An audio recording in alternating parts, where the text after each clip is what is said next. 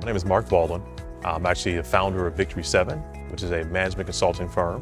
We specialize in training people on making ethical decisions. We've been working on this program for the last 10 years to get it really finite and detailed so that people can have a 6-step process to make sure they succeed. So it actually comes in 3 modules. The first module is really to kind of identify leadership skills and also leadership individuals. Second module is more so focused on making sure that your next step has a solid foundation and that your roles are really defined for the people that you choose for those positions.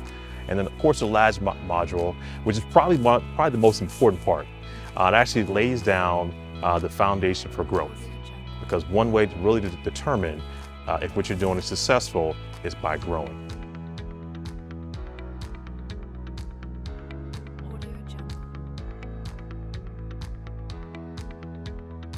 To be a leader in today's current environment requires 2 key components. The first component is actually character. So often we kind of get it backwards. It's actually charisma over character, but the main component first is actually character. Character is what's going to actually provide a stable background for decisions that you make. Now, don't get me wrong, charisma is actually the other element for that, but it's always followed by character. What charisma does after character is actually draws people into the decision that you make, giving them the ability to want to follow after you make a certain decision. Another side of leadership is the responsibility and accountability that comes along with leadership. So often we see the pros to being a leader, and we see the shine that comes to being a leader. But an essential thing is to understand the responsibility and accountability that comes from leadership.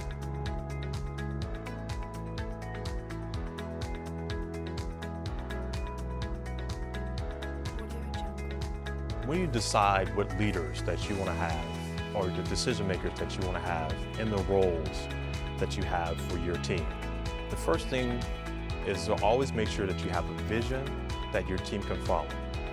In the midst of the process, as you're working toward a goal, it's very, very important that your team knows exactly what they're working for. If the vision's not clear throughout the process, there's a lot of things that can kind of derail people to cause them to be frustrated or cause them to kind of want to slow down or possibly even quit. The very first thing is vision. The second thing is to make sure as a leader that you establish very, very defined roles for all the individuals that you identified to be on your team. Those roles will fluctuate with each individual, but it's very important that you actually define with each role how it works best for each individual. The second is once you place each individual into the role that works best for them, is to remember to manage each role effectively. There'll be moments where you have someone that will they may look like they have the skill for that role, but the role may actually be lower than their skill set. So it's okay to actually flip them to a different role, or maybe have a conversation and put them into a position that's actually most effective for them. And placing people in a certain role along with the vision, it's imperative that no matter what, that you keep the certain level of excellence at the same bar. There'll be moments where the performance of the roles may dip throughout the process, but it's imperative that if you're going to be a highly effective leader with a highly effective team, that the excellence that you approach that position maintains and stays the same. That may fluctuate, their roles may fluctuate, their ability may fluctuate, but you always want them to push them toward that goal.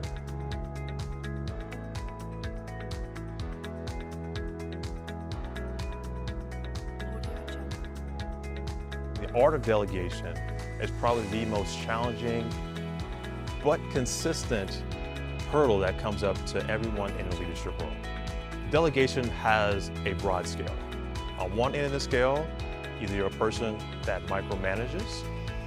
On the other end of the scale, you're a person that macromanages. The goal is to find out for that position what end of the spectrum you need to be at. It's also a big indicator on your willingness to trust the process, trust your employees, and also your decision-making ability. If you micromanage one situation that needs to be macromanaged, it's going to cause you frustration from your employees and also frustration from yourself. if you're actually macromanaging a situation that needs to be micromanaged, you're now going to cause confusion between your employee, and possibly you may want to actually step in and do things yourself.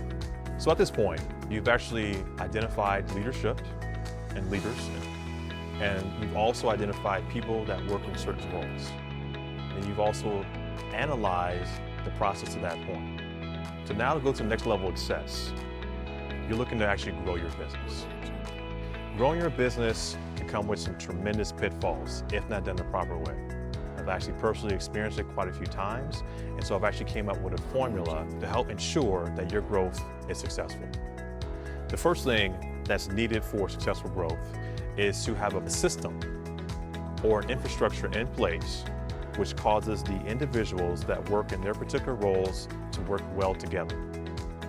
By having that in place, that now allows you as a leader to take a step back, understanding that the system is going to function, so now that you can prepare for the new pieces that do come in, and then apply those previous steps by analyzing their skill set, putting in a proper role, and then eventually have them function as a system altogether. That is the most key component that I observed personally, and I've actually applied myself, which was the key to success for growing your organization.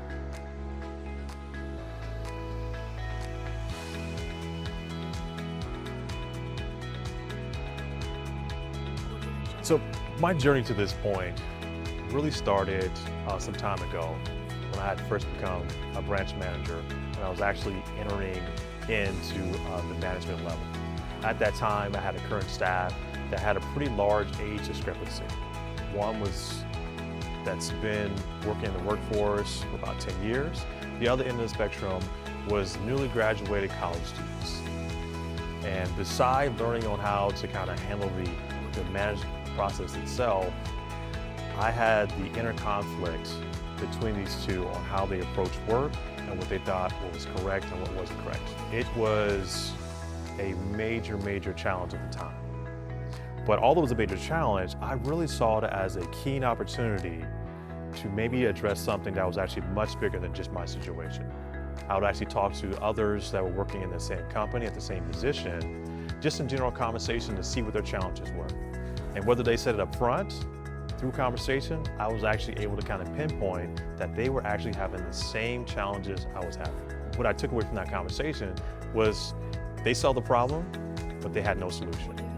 So my approach to it became totally different. So for the next 3 months in that particular situation, I looked head first into what I could do to make the most successful approach to solve this problem. That's how my journey started.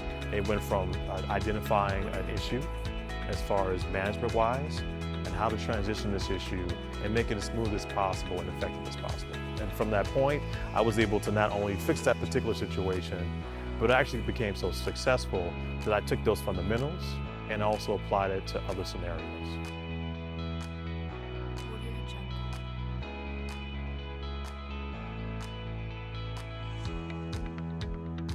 After providing my strategy to others and helping them out and getting feedback on how successful it made their career and their decisions, I realized that I had something special. So I decided to cultivate and develop this program into a 6-step program, which would not only enhance others, but also impact the world in which we have today. In today's workforce, we have a prominent challenge that's based on the age difference between 2 major work groups. The older work group is known as the baby boomer generation, and the younger work group, which is known as the millennial generation.